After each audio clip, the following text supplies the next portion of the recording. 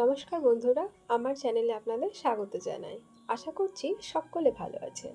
আজকে আমি বানাবো এঁচোড় চিংড়ি। এটা আমার ভীষণ পছন্দের একটা রেসিপি। আমার এটা খেতে ভীষণ ভালো লাগে। তাহলে চলুন ঝটপট এই পুচকেটাকে বানিয়ে ফেলি। আমি হাতে আর বটিতে খুব ভালো করে সর্ষের তেল মেখে নিয়েছি। দিয়ে এঁচোড়টাকে ছোট ছোট করে কেটে নেব আর রেখে দেব অল্প হলুদ দিয়ে জলের মধ্যে, যাতে কালো না হয়ে যায়। কাটা হয়ে গেলে একটা প্রেসার কুকারে জল নিয়ে নেব আর তাতে গুলে নেব লবণ আর হলুদ। তারপর কেটে রাখা এঁচোড় দিয়ে হুইসেল দিয়ে নেব 4টে মিডিয়াম ফ্লেমে। হয়ে গেলে জল থেকে তুলে রাখবো।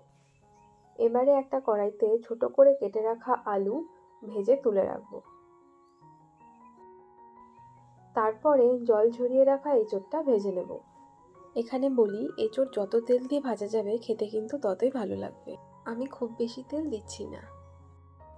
এবারে আমি কড়াইতে অল্প সর্ষের তেল দিয়ে দিচ্ছি।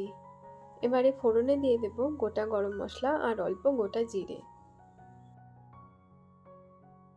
এবারে এতে কেটে রাখা পেঁয়াজ আর লঙ্কা দিয়ে দিচ্ছি। দিয়ে দিচ্ছি স্বাদ অনুযায়ী লবণ। একটু ভেজে নিয়ে দিয়ে দেব কেটে রাখা টমেটো। সবকিছু খুব ভালোভাবে ভাজা হয়ে গেলে হাফ চামচ গোটা জিরে আর হাফ ইঞ্চি আদা মিক্সি করে দিয়ে দেব। কম আঁচে মিনিট খানেক নেড়ে নেব। মিক্সিতে অল্প জল নিয়ে বাকি লেগে থাকা মশলাটাও দিয়ে দেব। দিয়ে দেব হাফ টেবিল স্পুন হলুদ গুঁড়ো আর হাফ টেবিল স্পুন কাশ্মীরি লাল লঙ্কার গুঁড়ো। এবারে অল্প জল দিয়ে ঢেকে কষিয়ে নেব মিনিট 2-এর জন্য।